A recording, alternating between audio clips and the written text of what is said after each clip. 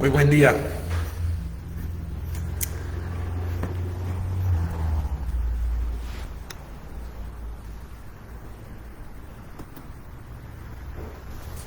Bueno, estamos transmitiendo. Bienvenidos a todos que están y que están viendo ahora. Entiendo que también se queda la grabación. Gracias por estar. Y bueno, es bueno que podamos estar juntos. Yo estuve fuera varias semanas y agradezco sus oraciones. Fue de bendición estar en nuestra iglesia allá donde somos miembros. También visitar varias iglesias y acá también a veces me toca viajar o estar en otra iglesia acá en el país, pero consideramos que estamos aquí en casa, en la Iglesia Bíblica Maranatha, que este es nuestro grupo acá en Uruguay, y gracias por la oportunidad de colaborar con ustedes, con Daniel, y de ser parte. Vamos al libro de Eclesiastés. El libro de Eclesiastés. Y mientras lo buscan, y quizás lleva un minuto encontrarlo, porque no es muy largo, así que no ocupa mucho espacio en el Antiguo Testamento, pero quizás hace mucho que no lo hemos leído. Porque me parece que a veces el libro de Eclesiastés es uno de esos libros que nos cuesta un poco saber qué hacer con este libro. O sea, hay ciertos versículos que solemos usar y aprovechar y nos suenan útiles, pero después hay otros. Y no sé cuándo fue la última vez que te metiste en Eclesiastés, pero hay algunas secciones ahí que nos pueden confundir. Y eso ha llevado a incluso hermanos que creen la Biblia a llegar a conclusiones que yo diría que son erróneas, que no debemos tomar tanto en serio lo que dice el autor, que Dios en su inspiración nos ha dejado un relato verdadero de lo que pensaba el autor, pero que lo que pensaba el autor no era siempre bueno, correcto. Eso no lo estoy diciendo yo. A veces se han llegado a esa conclusión. Algunos han dicho que hay conclusiones en este libro que no son correctas, que no son bíblicas. Y si es así, y no digo que sea así, pero si fuera así, entonces con razón tendríamos un poco de confusión en por qué sacar algunos versículos y usarlos y creerlos y obedecerlos y otros no. ¿Y cómo sabemos? Pero aún si tomamos en serio este libro, tenemos que ser honestos que hay veces cuando nos cuesta un poco entender lo que está diciendo el autor. Por ejemplo, yo tengo el libro abierto a capítulo 2, versículo 24. 2:24. No hay nada mejor para el hombre que comer y beber y decirse que su trabajo es bueno. Toma ese versículo y ponlo en tu estado. Y algunos van a hacer muchos like y otros van a estar pensando, ¿qué estará pensando? Y la Biblia dice eso, que no hay nada mejor para el hombre que comer y beber. ¿Por qué nos cuesta ese versículo? Porque hay otros lugares en la Biblia que parecen decir otra cosa. Otro ejemplo, capítulo 3, versículo 20. Todos van a un mismo lugar. ¿Verdad o no? Si yo te digo sin contexto, todos van al mismo lugar. Incluso si vemos un poco del contexto, vemos que está hablando de los animales y los seres humanos. 19, porque la suerte de los hijos de los hombres y la suerte de los animales es la misma. Pon eso en tu estado. Ok, me entienden, ¿verdad? Quizás hay otras preguntas que ustedes tienen y que yo tengo, que no sabemos qué hacer con esos versículos. Y hoy no vamos a llegar a contestar todas esas dudas, pero sí quiero animarnos a que leamos Eclesiastés. Y no solo que lo leamos, sino que lo leamos positivamente, que lo tomemos en serio y que valoremos este libro y los consejos, todos los consejos que se encuentran en este libro, que los valoremos para nuestras vidas. Por eso comienza con una lectura, que leamos Eclesiastés. Si salimos todos diciendo, bueno, voy a leer Eclesiastés y voy a tratar de aprovechar de esa lectura. Bien, misión cumplida. ¿Ok? Quiero animarles hoy a que lean el libro de Eclesiastés. Y van a preguntarme, ¿por qué? ¿Por qué digo que es tan importante que leamos Eclesiastés? Bueno, comenzamos con lo básico. El primero, vamos a ver varios motivos hoy. Quiero animarles a que lean Eclesiastés. ¿Por qué lo debemos hacer? Bueno, vamos a comenzar con lo básico, pero vale repetirlo que este libro se encuentra con 65 otros libros más que la Biblia nos dice que son inspirados. Son inspirados. ¿Y cómo sabemos que el libro de Eclesiastés se encuentra en ese grupo de libros inspirados? No es una pregunta de trampa. Hay un buen versículo que usamos muy a menudo para hablar de la inspiración. Incluso de ahí sale la palabra inspiración en la Biblia. ¿Alguien sabe? Ahí va. Y se encuentra en 2 a Timoteo. 2 a Timoteo, y si quieren ir pueden escuchar. Pablo está diciendo, muy interesante, este versículo habla del Antiguo Testamento. Y cuando escribe Pablo a Timoteo, las escrituras eran lo que ahora llamamos el Antiguo Testamento, el Antiguo Pacto, las escrituras de los judíos. Pablo está en proceso de escribir la escritura del Nuevo Testamento, al escribirle a Timoteo. Y dice, toda escritura es el Antiguo Testamento.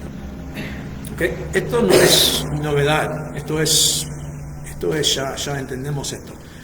Pero vale la pena notar que cuando Pablo decía escritura, ese, podemos decir, canon, si hemos escuchado esa palabra, esa regla, ese grupo autoritativo de libros, había otros libros que no se encontraban en ese grupo de libros autorizados, recibidos, reconocidos como escritura. Ese grupo que Jesús mismo identificó y usó, y es el mismo grupo de libros que se encuentra en nuestro Antiguo Testamento. Estamos hablando de los mismos libros, no de la apócrifa, no de otros libros históricos que circulaban en aquel entonces. Ya había un grupo de libros que se reconocían como escritura, y dentro de ese grupo era y es Eclesiastés. Así que comenzamos ahí, debemos leer Eclesiastés porque está dentro de ese grupo de libros inspirados. Y por lo tanto, otro motivo más es, según este versículo, que toda la escritura es inspirada por Dios y útil. no quiero gastar mi tiempo. Se han escrito muchos libros, no puedo leerlos todos, pero si este libro Dios mismo me dice que es útil, lo quiero leer, lo quiero aprovechar. Es útil para enseñar, para reprender, para corregir, para instruir en justicia, a fin de que el hombre de Dios, si podemos entender eso como cualquier creyente, para que sea perfecto, equipado para toda buena obra. Pensemos en esas palabras: perfecto, toda buena. Si queremos que nuestra vida cuente, espero que sí, debemos tomar en serio una afirmación que dice que tal libro es útil para que seas perfecto, para que estés equipado para toda buena obra. Bien, Eclesiastés figura entre ese grupo de libros.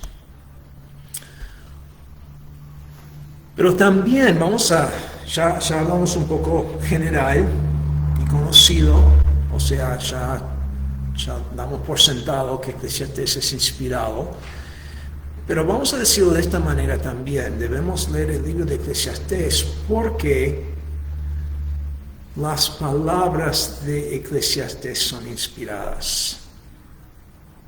Las palabras de Eclesiastés son inspiradas. No solo el libro en general, que es inspirado también útil, pero las palabras mismas de Eclesiastés son inspiradas.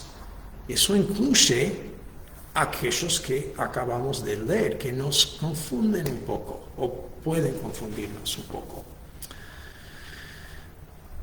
Vamos a pensar un poco en las palabras de Eclesiastés. Vamos a pensar un poco en el escritor, el autor. Ya dijimos que este libro fue inspirado por Dios. Otro pasaje en segunda de Pedro dice que hombres de Dios fueron llevados por el Espíritu Santo. Incluso a veces se traduce inspirados, pero fueron llevados por el Espíritu Santo. Así que dijimos en efecto que fue Dios que es el autor de Eclesiastés. Pero vamos a pensar en el autor humano. ¿Quién fue? Antes de decir Salomón, vamos a ir a Eclesiastés. ¿Y qué dice Eclesiastés?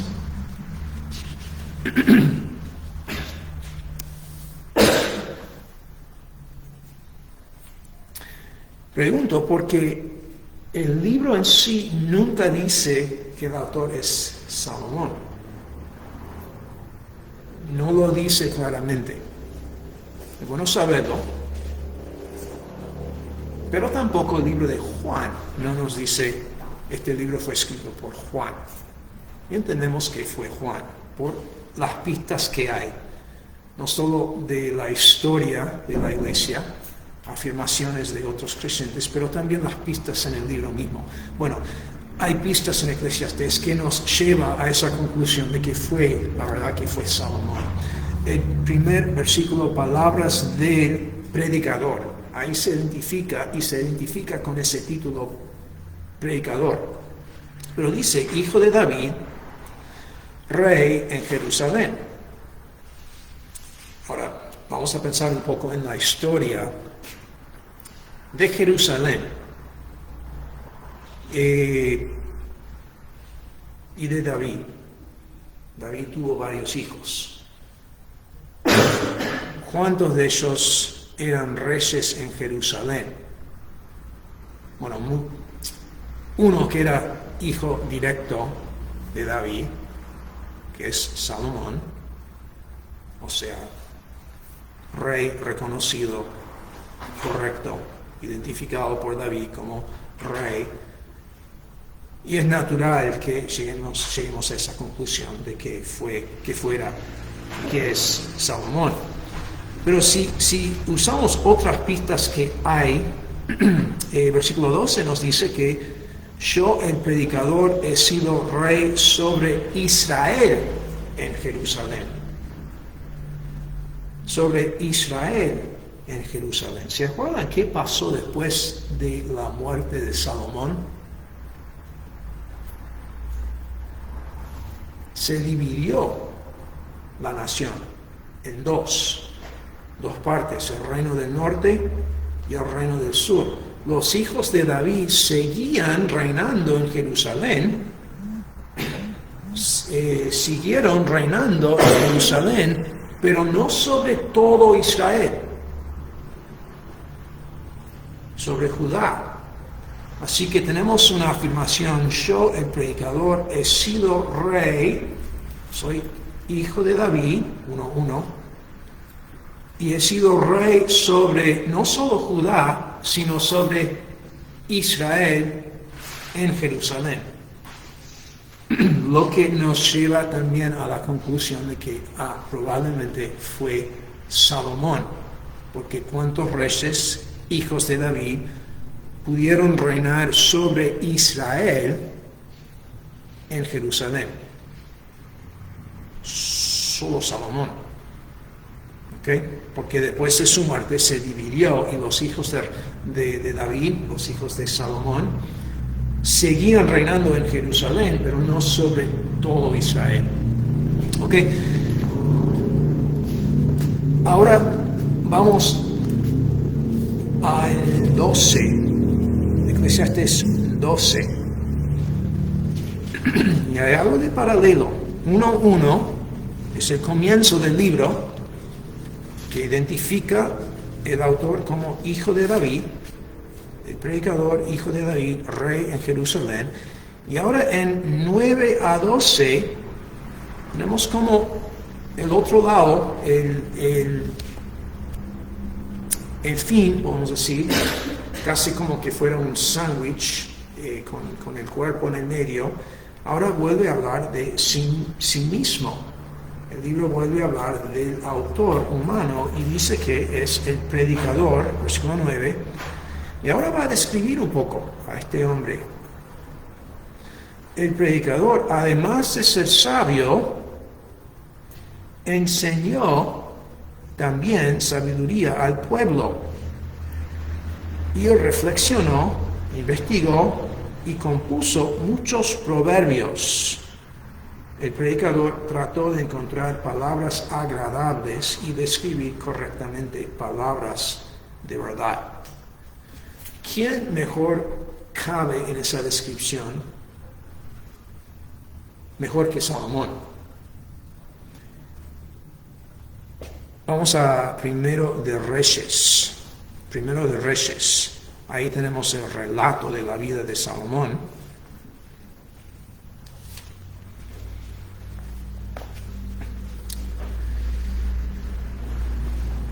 Y si comenzamos en 29, pensando en lo que acabamos de leer, el predicador, el escritor de Eclesiastés era sabio, enseñó al pueblo, compuso proverbios.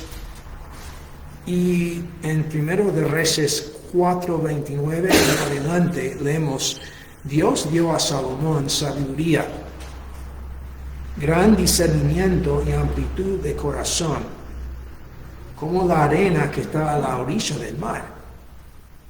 Y la sabiduría de Salomón sobrepasó la sabiduría de todos los hijos del oriente y toda la sabiduría de Egipto, porque era más sabio que todos los hombres, más que Etán, el Esaíta, Emán, Calcol y Darda, hijos de Maol.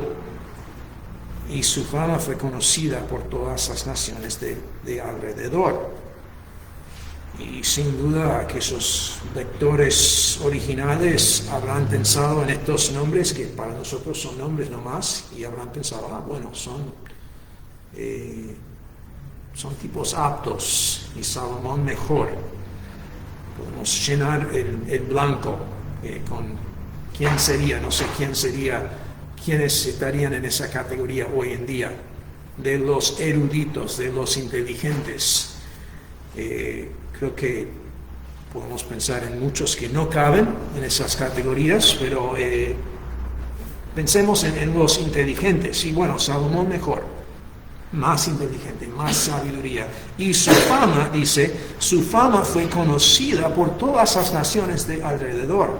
También pronunció 3,000 proverbios. Algunos los tenemos. Fueron inspirados y guardados y preservados en el libro de Proverbios. Pero 3,000 proverbios. Y sus cantares fueron 1,005. Una de esas canciones, uno de esos cantares, también está en la Biblia. Cantar de los cantares. Disertó sobre los árboles, desde el cedro que está en el Líbano hasta el hisopo que crece en la pared. También habló de ganados, aves, reptiles y peces, y venían de todos los pueblos para oír la sabiduría de Salomón, de parte de todos los reyes en la tierra que habían oído de su sabiduría. Ok. Lo que Eclesiastés 12:9 en adelante dice sobre el escritor que se llama ahí el predicador, el escritor de Eclesiastés, lo que dice ahí cuadra bien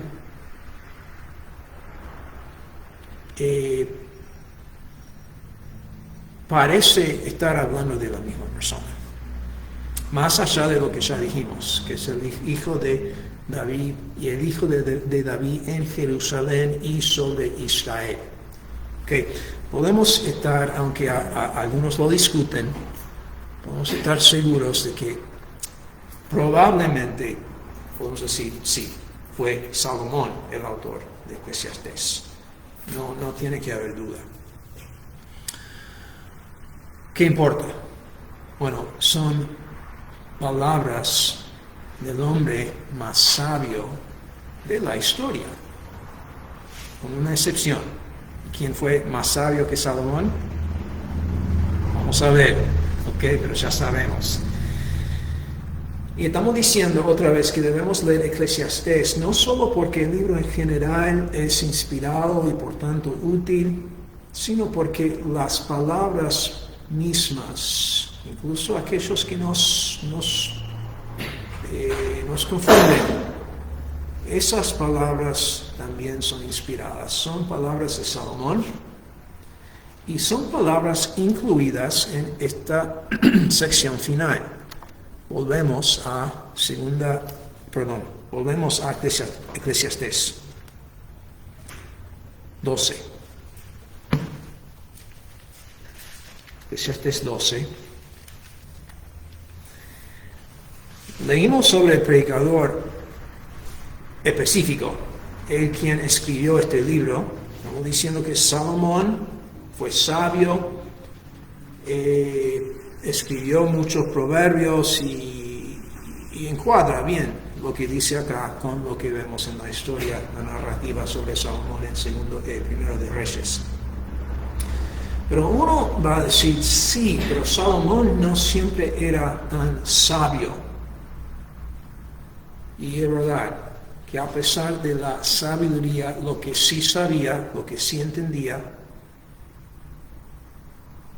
a pesar de lo que Dios le había dado, esa sabiduría, él cayó en pecado. Y el pecado específico era no solo las cuantas esposas que tenía, un problema, pero aún más importante que ese pecado fue que esas esposas le llevó a él a apartarse de Dios y adorar a otros dioses. Y uno diría, bueno, es verdad que fue Salomón, es verdad que Salomón fue lo más sabio en la historia, pero es probable que las conclusiones que estamos leyendo en Eclesiastés fueran de esa etapa donde él no estaba viviendo bien, estaba confundido, estaba medio perdido, había dejado al lado la sabiduría, había dejado de temer tanto a Dios y estaba viviendo en un lugar confundido y un estado de tinieblas quizás. Pero, aunque reconocemos que Salomón estuvo en esa situación, si seguimos leyendo en Eclesiastés 12, ya ha dicho que Salomón, que el predicador enseñó sabiduría, es un sabio, dice el predicador, además de ser sabio, era un sabio, enseñó sabiduría. Ahora, ¿qué dice de esa clase de personas? Versículo 11. Las palabras de los sabios, aquellos de Salomón, se encuentran en esa categoría. Ya dice que era sabio, enseñó sabiduría. Versículo 11. Las palabras en esa categoría, las palabras de los sabios, son como aguijones. Eso no suena bien, pero está bien. Son como aguijones y como clavos bien clavados, los de los maestros de estas colecciones. Ok. Podríamos explorar un poco esas metáforas, pero quiero que notemos que lo que está diciendo es que estas palabras son buenas, son útiles. Y si bien nos pican, está bien a veces ser picado, está bien a veces ser guiado, como lo hace un pastor. Incluso es lo que dice, son palabras dadas por un pastor. ¿Quién sería ese un pastor que da colecciones de palabras sabias? Bueno, en mi copia de la Biblia esa palabra pastor está en mayúscula y con razón. Creo que esa es la conclusión correcta, que está hablando del buen pastor. Jehová es mi pastor. Y a veces un pastor usa,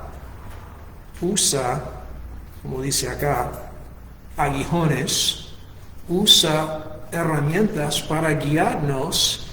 Y a qué voy es que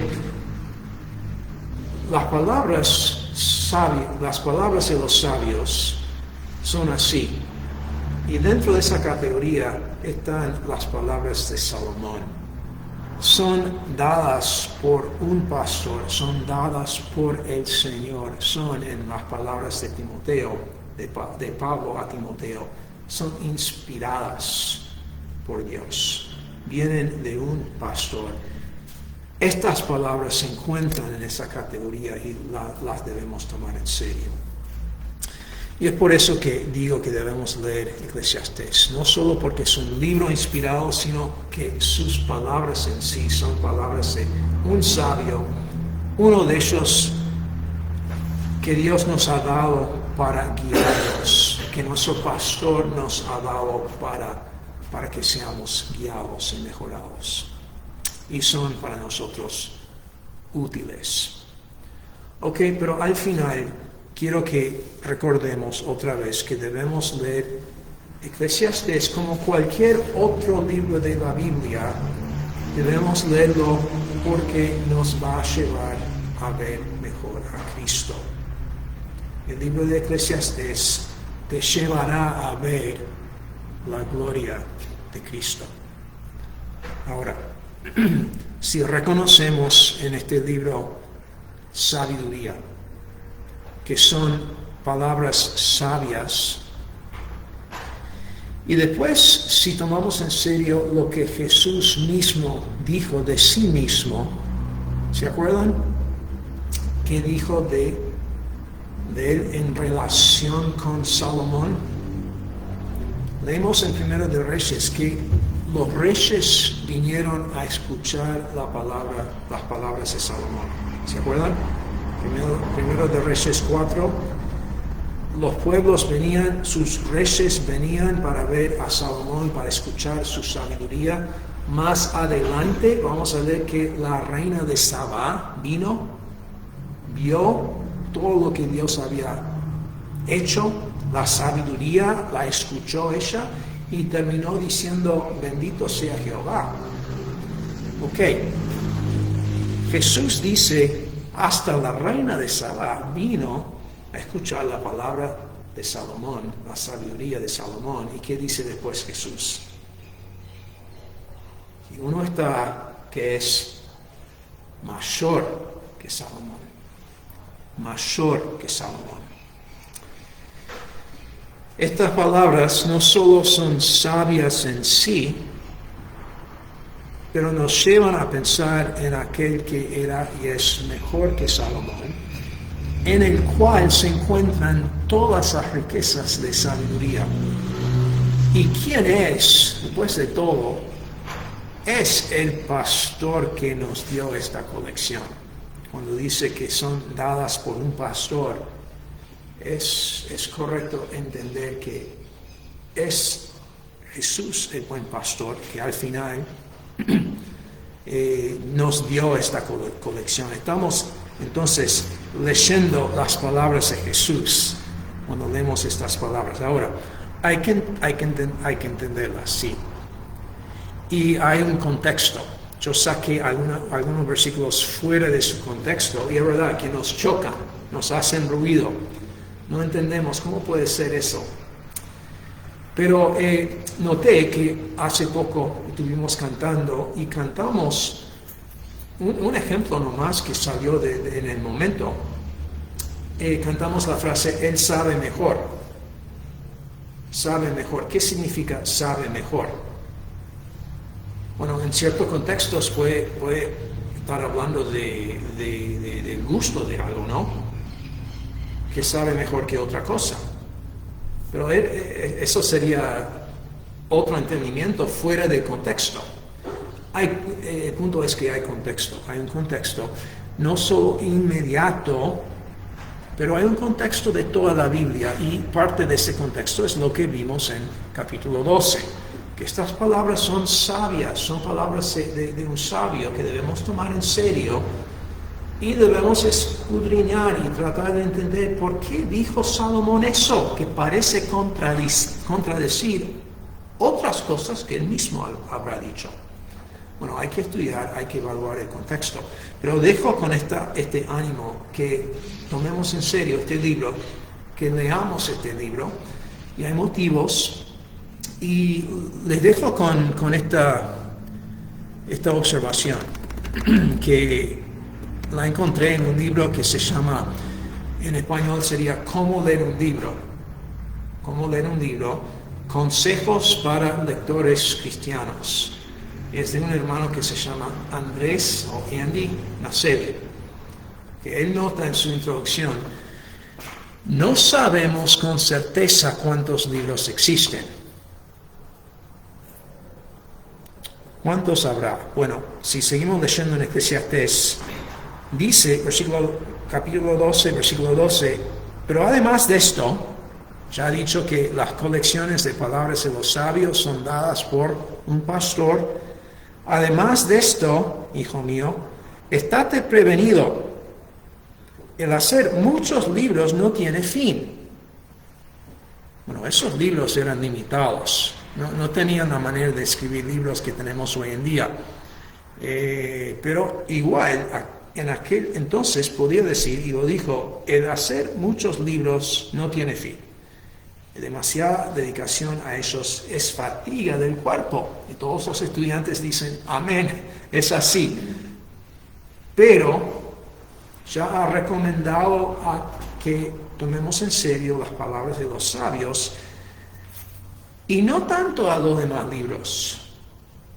El hacer muchos libros no tiene fin. Demasiada dedicación a ellos es fatiga del cuerpo. Pero presten atención a este libro, porque ¿cuántos libros piensan que hay? No sabemos. Sigo con la cita, no sabemos con certeza cuántos libros existen. Pero según datos de Google Books, se estima que hay unos 170 millones de libros. Ya. Además, se publican cerca de 4 millones de libros nuevos cada año. Si vives 70 años, dice, tu vida tendrá unas 600,000 horas. Si excluyes un tercio para dormir, quedan unas 400,000 horas despierto. Si pudieras leer un libro por hora, yo no puedo hacerlo, pero si pudieras leer un libro por hora durante todas tus horas despiertas, solo leerías 400,000 libros. Y eso sería menos de una cuarta parte de un 1% de todos los libros. Bueno, es imposible que sepamos qué dicen esos demás libros. Si yo pienso, bueno, yo entiendo muchas cosas. Yo he leído varios libros, pero pensá en los libros que no vas a llegar a leer. ¿Y qué dicen esos libros? ¿Y no tendrán esos libros alguna clave, alguna verdad que vos precisás y nunca sabrás? Porque no vas a llegar a leer esos libros. Es imposible saber todo lo que se ha dicho, lo que se ha escrito. Entonces, la conclusión es, entonces debemos elegir bien cuáles libros vamos a leer. No podemos leerlos todos, obviamente. ¿Qué vamos a pasar nuestro tiempo, nuestra vida breve, leyendo? ¿Qué vamos a leer? Bueno, Eclesiastés nos dice, y yo les animo a que Eclesiastés esté entre ese grupo de libros que tomamos en serio y que leamos el libro de Eclesiastés. Quizás esta semana sería una buena semana para leer Eclesiastés. Son 12 capítulos. Y si Dios nos da oportunidad, quizás podamos seguir viendo algunos otros textos más en el libro, pero entre tanto les animo a que se metan un poco en el libro, tomándolo en serio porque son palabras sabias y son inspiradas y son útiles para nosotros. Muy bien, vamos a estar orando por aquellos que están enfermos y espero que puedan saber que estamos orando por ellos, por ustedes, y que Dios les bendiga. Y si podemos ser de ayuda de alguna manera, no duden en contactarse con nosotros. Bueno, que Dios les bendiga.